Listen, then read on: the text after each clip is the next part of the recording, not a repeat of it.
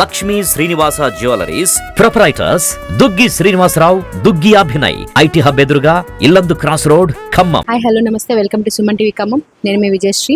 ఈరోజు మనం ఖమ్మంలోని అన్నం సేవా ఫౌండేషన్లో ఉన్నాము. పరిచయం కూడా అక్కర్లేనటువంటి ఫౌండేషన్ ఇది.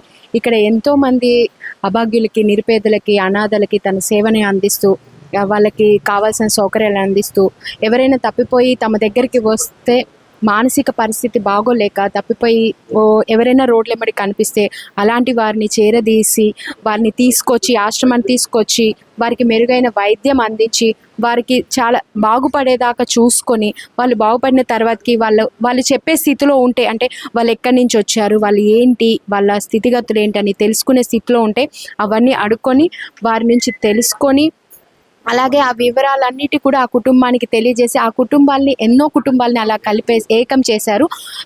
ఆ ప్రోగ్రాంలో భాగంగానే ఇప్పుడు ఈరోజు మనం పెనుగంచిప్రోలు గ్రామానికి చెందినటువంటి మోహన్ అనే వ్యక్తి మతి స్థిమితం సరిగ్గా లేక గత కొంతకాలంగా రోడ్లెమ్మటి తిరుగుతూ ఉంటే తనని చూసి చేరదీసి ఈ ఫౌండేషన్ వైరాలో తను తిరుగుతుంటే తను చూసి తను చేరదీసి ఈ ఫౌండేషన్కి అయితే తీసుకొచ్చారు.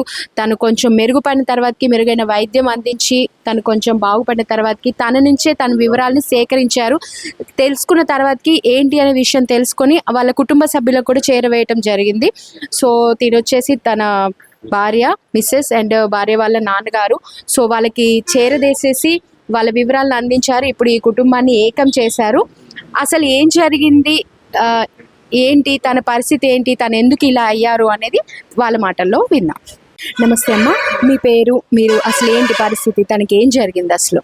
మా పేరు పవిత్ర, మా ఆయన గారి పేరు మోహన్ రావు, దొడ్ల మోహన్ రావు. మాది పెనుగంచిప్రోలు. మా ఆయనకి మతిస్థిమితం లేక ఇట్లా రోడ్డు మీద తిరుక్కుంటా వైరా పోలీస్ స్టేషన్ కాడ దొరికారని చెప్పేసి అని అన్నా ఫౌండేషన్ గారు వాళ్ళు తీసుకొచ్చి మాకు ఇన్ఫార్మ్ చేశారు. మేము ఇక్కడికి వచ్చి మొన్న చూసి వెళ్ళాము, మా అమ్మగారు చనిపోయిందని చెప్పేసి అని వెళ్ళాము. వచ్చి చూసి మళ్ళీ ఈరోజు వస్తామని చెప్పాము కాబట్టి ఈరోజు వచ్చాము. అంటే ఎందుకు తనకి అంటే ఎప్పటి నుంచి తనకి హెల్త్ ప్రాబ్లం ఉంది? నా పెళ్లి కాకతోలకి నుంచేనే మైండ్ ప్రాబ్లం ఆయనకు ఉంది కాబట్టి నాకు చెప్పకుండా మ్యారేజ్ చేశారు. తర్వాతకి తెలుసుకున్న తర్వాత ఏంటంటే ఇది పరిస్థితి అన్నారు. వాళ్ళ సమక్షంలోనే మేము చాలాసార్లు హాస్పిటల్కి ఎక్కడికంటే అక్కడ తీసుకెళ్ళాము. ఆయనకి నయం అవ్వలేదు. అయితే నాకు ఒక పాప పుట్టింది. నేను మా అమ్మగారి దగ్గరికి వెళ్ళాను, మా నాన్నగారు వాళ్ళ ఇంటి దగ్గరికి. ఆయన కూడా తీసుకెళ్ళాను. ఆయనకి మతిస్థిమితం లేక చెప్పా పెట్టకుండా దేశాల మీద తిరుక్కుంటా ఉంటాడు. ఎప్పుడు ఇంతకుముందు ఎన్నిసార్లు వెళ్ళాడు తను? ఇలాగా చాలా సార్లు వెళ్ళిపోయారు. పెళ్ళైన కానుంచి మీరు తీసుకొచ్చుకోవటం పోతే బాగున్నాడు. తర్వాతకి నాకు ఒక పాప అందింది. ఇక ఆయనకి వెళ్ళిపోతూనే ఉంటాడు, తీసుకొస్తూనే ఉంటాము, వెళ్తూనే ఉంటాం, తెస్తూనే ఉంటాను. అట్లానే మళ్ళీ వచ్చేసి ఇంకా మళ్ళీ వాళ్ళు కొడుతున్నారు, వీళ్ళు కొడుతున్నారు, ఫోన్లు దొంగతనం చేస్తుండని వాళ్ళే ఫోన్లు చేసి ఎక్కడ అనాథాశ్రమంలో వేద్దామని చెప్పేసి అని మా ఆడపడుచు వాళ్ళే అన్నారు. మళ్ళీ వాళ్ళని సంప్రదించి సరే వేద్దాం అనుకున్న టయానికి మళ్ళీ వాళ్ళ అనాథాలు వేయటమేంటి, మీరందరూ ఉండంగా అని చెప్పేసి అని వాళ్ళ అక్క వాళ్ళు, వాళ్ళ అన్నయ్య వాళ్ళు వాళ్ళందరూ మాట్లాడటం జరుగుతుంది. సర్లే అని చెప్పేసానని మళ్ళీ తీసుకొచ్చుకుంటున్నా. ఆయన ఉండలేదు, చెప్పా పెట్టకుండానే మళ్ళీ వెళ్ళిపోతూనే ఉన్నాడు. పాప ఏం చదువుకుంటుంది? పాప 7th క్లాస్ చదువుతుంది, హాస్టల్లో చదువుతుంది. తనకి పాప ఉంది తనకి అనే విషయం తెలుసు. పాప ఉందని తెలుసు. పాప పేరు చెప్తాడు. పాప 7th క్లాస్ చదువుకుంటుంది, హాస్టల్లో ఉంది. నాకు ఒక పాప అయితే ఉంది. మరి ఇప్పుడు ఏంటి తను కుటుంబ బాధ్యతలు అవన్నీ మెయింటెనెన్స్ అని ఎవరు చూసుకుంటున్నారు? నేనే చూసుకుంటాను. ఆయన ఏమి లేదు అసలు. ఆయన పూర్తిగా మైండ్ సరిలేదు కాబట్టి ఇంకా కొంచెం తనకి పెళ్లికి ముందు నుంచి ఉందని మీరు అంటున్నారు కదా, మీరు అది గమనించలేదా మరి? అప్పుడు మేమేం గమనించుకోలేదు. తెలుసుకోకుండా మన జనం మాటలు కూడా విని అట్లా చేసుకున్నాను. చేసుకునే ముందు అంటారు అటు ఎడతారు ఇటు. సరే అన్నకు అయిపోయినా కనీసం అబ్బాయి ఎలా ఉన్నాడు ఏంటి అనేది కూడా ఎంక్వైరీ చేయలేదా మీ వాళ్ళు? తెలిసిన వాళ్ళ ద్వారాగా చేసుకున్నాం. వాళ్ళకి తెలుసో లేదో తెలియదు. తెలిసిన వాళ్ళు చెప్పటం వల్ల చేసుకొని ఇప్పుడు ఇలా చేసుకున్నాను. కానీ నిజంగా అంటే పెళ్లి చేసుకున్నాక తెలిసి కూడా మీరు సరే నా భర్త నేను చూసుకోవాలి అని చెప్పి కట్టుబడి చాలా చక్కగా ఉండి తనని ఎన్ని సంవత్సరాల నుంచి చూసుకుంటూ వస్తున్నారంటే అది నిజంగా చాలా గ్రేట్ అనే చెప్పాలి. ఇప్పటికి కూడా తనని అలా అంటే మీరే వచ్చారు, వాళ్ళు ఎవరు రాలేదు. నిజంగా ఇది చాలా గ్రేట్. మరి నెక్స్ట్ ఏంటి పరిస్థితి, ఏం ఆలోచిస్తున్నారు? వాళ్ళ అక్క వాళ్ళు వచ్చి ఇంకా నా మీద బెదిరిస్తున్నారు. ఆయన ఆస్తి తీసుకున్నావు, ఇల్లు తీసుకున్నావు, వాకిలు తీసుకున్నావు అని అంటే మరి అది నువ్వు చూసుకుంటున్నావు కదా. చూసుకుంటున్నానని చెప్పేస్తేనే నేను మరి ఆయన తనంతరమే నా బిడ్డకు వచ్చేటట్టు ఎందుకంటే తన బిడ్డకే కదా తర్వాతకి ఆ ఆస్తి వచ్చేదంటే తన బిడ్డకే కదా, ఆ బిడ్డ పరంగానే కదా నువ్వు కూడా చూసేది, తన బిడ్డను నువ్వు పోషిస్తున్నావు. మరి ఎందుకు వాళ్ళు ఎందుకు అలా గొడవ చేయడానికి ఎందుకు చేస్తున్నారు అలా? అందరు కాన్ఫిడెన్స్ కలుపుకొని మన పోయిన గురువారం ఫోన్ చేసి ఎవరు చూస్తే వాళ్ళకే ఇస్తాం ఆ ఇల్లు కూడా, అలా వదిలేస్తే ఎలా ఏంటని నా మీద గొడవ పెట్టుకున్నా. నేనేం వదిలేయలేదు కమ్మా, నీ దగ్గరకు వస్తేనే అటు దొరికిండానని వాళ్ళు ఫోన్ చేసి చెప్తేనే మా అమ్మగారు చనిపోయినాక నేను వెళ్ళి ఫౌండేషన్ దగ్గరికి వెళ్ళి మాట్లాడొచ్చాను. పలానా రోజు తీసుకెళ్తామని చెప్పాము. చెప్తే చనిపోయారా ఇప్పుడు రీసెంట్ 1 తారీఖున చనిపోయారు. నేను కార్యక్రమం ఉందని చెప్పేసి అని సార్తో మాట్లాడి వెళ్ళిపోయాను. వాళ్ళు వచ్చి గొడవ వచ్చారు తప్ప వాళ్ళు మాత్రం అసలు రాలేదు. వాళ్ళు ఎవరు రాకుండానే మేము వెళ్ళి చూసి వచ్చాము. మా తమ్ముడు అలా ఉంటే మా కడుపు బాధగా ఉంది. మరి అలా అన్న వాళ్ళు ఎందుకు తీసుకెళ్ళలేదు తినని? ఏమో తెలియదు. వాళ్ళందరూ ఆమె దూరం ఉంటారు మేడం. అసలు ఎవరైతే ఆయన దగ్గరికి వెళ్ళరు.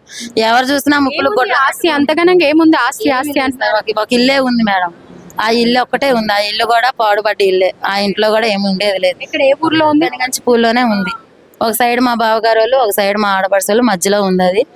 అది సరిగా లేక నేను అక్కడ పరిస్థితి బాగాలేదు అని చెప్పేసి నేను నాన్నగారు వాళ్ళ ఇంటి దగ్గరికి వెళ్ళిపోయాను. నేను అదే నీకు ఒక ఆడబిడ్డలా ఉంది, నువ్వు చూసుకోవాలి, నువ్వు కూడా ఒక ఆడబిడ్డవే, నీకు రేపు పరిస్థితి ఏంటి అని వాళ్ళు ఎందుకు ఆలోచించలేదు? మరి ఇంతగానంగా భర్తను పెట్టుకొని నువ్వు కూడా చూస్తూనే ఉన్నావు, ఎందుకు ఆలోచించట్లేదు? నీ మీద ఎందుకు అంతగా అగైనెస్ట్ గా ఉన్నారు వాళ్ళు? ఏమో తెలియదు. మళ్ళీ వాళ్ళే అనాథాశ్రమంలో ఎక్కడ వేద్దాం రమ్మని చెప్పేసి పిలుస్తున్నారు. నేను వెళ్తూనే ఉన్నాను. మళ్ళీ సరేలే వేద్దాం అనుకునే టయానికి మళ్ళీ వాళ్ళే వద్దానని నా మీద గొడవ పడుతున్నారు. అసలు అట్లాంటి మనుషులు ఎవరి పేరు మీద ఉంది? ఆయన పేరు మీదే ఉంది. ఆయన తరంతరం నా కూతురికి ఆయన కూతురికి వచ్చేటట్టు రాశారు. ఎవరు రాశారు? పోలీస్ స్టేషన్ లో రాశారు. Okay, very good. పోనీలేండి, అలా అయినా కొంచెం న్యాయం జరిగినట్లుంది మీకు. మరి తిను తీసుకెళ్తే ఇప్పుడు రేపు తను ఉంటాడా? ఉండడు మేడం. తీసుకెళ్ళినా నేను అదే సార్ వాళ్ళ బతులు అన్న ఇక్కడే ఉంచండి సార్, నెలకోసారి చూసుకుంటాను, ఆయన మతి సరిగా లేదు కాబట్టి తీసుకెళ్ళినా ఉండడు మేడం అని సార్ అని చెప్పిన. సార్ అంటాడు మాకు వేరే పోలీస్ స్టేషన్ లో అప్పచెప్పారు కాబట్టి మేము ఆడే అప్పచెప్తాము, మేము అలా ఉంచుకోము. అంటే ఫార్మాలిటీస్ ఉంటాయి కదా, వాళ్ళకు కూడా కొన్ని ఫార్మాలిటీస్ ఉంటాయి, సో తప్పదు వాళ్ళకు కూడా. సరే, తనతో మాట్లాడదాము. మోహన్ చెప్పు, ఎవరు ఈమె? భార్య. మీకు పిల్లలు ఉన్నారా? ఎంతమంది పిల్లలు? అమ్మాయి. ఏం పేరు? హారిక. మరి ఎందుకు ఇక్కడికి ఎలా వచ్చావు నువ్వు అసలు? ఖాళీగా ఉంటా. ఇక్కడికి ఎందుకు వచ్చావు? వర్షం వస్తుంది. వర్షం వస్తుందని వచ్చావా? మరి ఇంట్లో ఉండాలి కదా వర్షం వస్తే. వెళ్తాలే. మరి ఇంటికాడ ఉండవంట, ఊరికే బయటకు వెళ్తావంట. ఇల్లు ఎక్కడ మీది? ఏ ఊరు? వెనగంచిపూళ్ళు. ఎక్కడ? తెలుసా నీకు? ఓకే, మరి ఎందుకు వచ్చావు ఇంత దూరం? ఖాళీ. ఏం పని చేస్తావు నువ్వు? మ్యూజిక్ బ్యాండ్ కొడతావా? ఎలా కొడతావు? కీబోర్డ్ వాయిస్తావా? ఎంత సంపాదిస్తావా ఏంటి? కీబోర్డ్ బానే వస్తాయా? ఎంత? 1,50,000 వస్తాయి. 1,00,000 పైన వస్తాయా? అమ్మో, బాగుందిగా నీ పని. ఫ్యాట్ కూడా కొడతా. కీబోర్డ్ ఫ్యాట్ అన్ని కొడతావా? Very good, great. మరి ఆ డబ్బులన్నీ ఏం చేసావు? మాకొత్తలే. మొత్తం మీ ఆవిడకే ఇచ్చేసావా? బ్యాంక్ లో ఉన్నాయా? నీకు తెలుసా ఏ బ్యాంక్? ఎందుకాడ బ్యాంక్ ఉంది. ఓహో, బానే దాచిపెట్టావు అయితే. Very good. మరి ఏం చెప్పు, కూతురు కోసం ఏం దాచిపెట్టావు నువ్వు? మీ అమ్మాయి కోసం నువ్వేం దాచిపెట్టావు? ఆవిడే ఇస్తా. నువ్వు ఇయ్యాలి కదా, తండ్రిగా నీ బాధ్యత ఉంది కదా. తండ్రిగా నీ బాధ్యత ఉంది కదా. ఏమిస్తుంది? నువ్వు ఇవ్వవా? 500 అయిపోయింది. 500 ఎక్కడి? ఎవరిచ్చారు నీకు? అయిపోయింది. ఎవరిచ్చారు నీకు ఛార్జీలకు డబ్బులు? దమ్సప్పులు అయిపోయింది. అవునా? ఎక్కడి నుంచి వచ్చావు నువ్వు? ఎలా వచ్చావు? ఆటోకి వచ్చా. ఎవరు తీసుకొచ్చారు నిన్ను? సెంట్రల్ ఆటో అంటే ఆటో స్టాండ్ ఎక్కితే దింపారు. ఏమని చెప్పావు? ఆటో ఎక్కి ఎక్కడికి వెళ్ళాలని చెప్పావు? ఆటో ఎక్కితే 2 వాన వచ్చింది, మళ్ళీ మేము వచ్చా బోధగా అని చెప్పారు. ఎవరు చెప్పారు? ఆటో వాళ్ళు చెప్పారా? నీ ఫోన్ నెంబర్ ఉందా? నీకు ఫోన్ ఉందా? ఫోన్ లేదు. ఫోన్ నెంబర్ తెలుసా మీ ఆవిడది? మాకు తెలుసులే. నీకు తెలుసా మీ ఆవిడ ఫోన్ నెంబర్? ఉంటాయి. ఇంటికాడ ఉన్నాయా? ఇల్లు ఎక్కడ? ఇల్లు మరి ఇల్లు ఎవరి పేరు మీద ఉంది? మీ ఆవిడ ఫోన్ నెంబర్ ఏంటి? మీ ఆవిడది ఫోన్ నెంబర్ ఏంటి? కొత్త ఫోన్ ఉంది. అవునా? పాత నెంబర్ తెలుసా? పాత నెంబర్ తెలీదా? ఈసారి నెంబర్ గుర్తు పెట్టుకో, ఎప్పుడు జోబులో పెట్టుకో. నెంబరు గుర్తు పెట్టుకో, సరేనా? బుక్ లో పెట్టుకొని దాచి పెట్టుకున్నావు అనుకో, ఊరికే రోడ్ల మీద తిరగొద్దు, సరేనా? నువ్వు గుర్తుపెట్టుకున్నావు అనుకో ఫోన్ నెంబర్ ఎవరైనా అడగగానే చెప్పేయచ్చు టక్కున. కూర్చోలే. గుర్తుపెట్టుకుంటావా ఫోన్ నెంబర్? ఊరికే రోడ్ మీదకి రా మాకు. ఎందుకు వస్తున్నావు ఇల్లు వదిలేసి? ఆడ ఏం దోస్తలే. ఏం దోచట్లేదని ఆటో ఎక్కొచ్చేస్తావా? తప్పు కదా. నడిచొచ్చే. తప్పు కదా. అలా నడిచొచ్చే. నడుచుకుంటూ వచ్చావా? పెనుగంచిపూల్ నుంచి ఉంది. పెనుగంచిపూల్ నుంచి నడుచుకుంటూ వచ్చావా? గ్రేట్. చూస్తున్నాం కదండి ఇతని మానసిక పరిస్థితిని అయితే మనం గమనించవచ్చు. నిజంగా చెప్పిన భార్య పరిస్థితి కూడా అంటే తను కూడా తన వర్షంలో మనం కూడా విన్నాము. తను తీసుకెళ్తుంది కానీ తను ఉండకుండా మళ్ళీ వచ్చేస్తున్నాడు. ఒక ఆడపిల్లని పెట్టుకొని తను కూడా బ్రతుకుతుంది. తన బ్రతికేదో తను తీసుకెళ్ళినా తన ఇంట్లో ఉండడు అని పెళ్ళి అనే ఒక కట్టుబాటుకి తను కట్టుబడి భర్తని సంవత్సరంలో ఆయన మానసిక పరిస్థితి బాగాలేకపోయినా సరే తన దగ్గరే ఉంచుకొని తెలిసినా కూడా ఇప్పటి వరకు 15 సంవత్సరాలు అవుతుంది. దాదాపుగా 15 సంవత్సరాల నుంచి కూడా ఒక పాపని ఎలా అయితే చూసుకుంటుందో ఆ భర్తను కూడా అలాగే ఒక పసిపిల్లోలా చూసుకుంటూ వస్తుంది. కానీ అయినా కూడా తనకి ఇబ్బందులు అనేవి అయితే తప్పటం లేదు. కుటుంబ పరిస్థితుల దృష్ట్యా వాళ్ళ బంధువుల నుంచి కూడా ఒత్తిడి అనేది అయితే ఉంది తనకి. భర్త ఈ సిచ్యువేషన్ లో ఉన్నా కూడా ఒక బిడ్డని అనేది కనేసి ఆ బిడ్డను కూడా చూసుకుంటూ ఆ బిడ్డతో పాటు పెళ్లి అనే కట్టుబడి ఆ బిడ్డని భర్తని చూసుకుంటూ నిజంగా తనకి హ్యాట్సప్ చెప్పాలి. అంటే ఇలాంటి ఈ సమయంలో కూడా తను ఇలా ఇంత ధైర్యంగా ఉండి ఇద్దరిని చూసుకుంటుంది అంటే నిజంగా తనకి హ్యాట్సప్ అనే చెప్పాలి.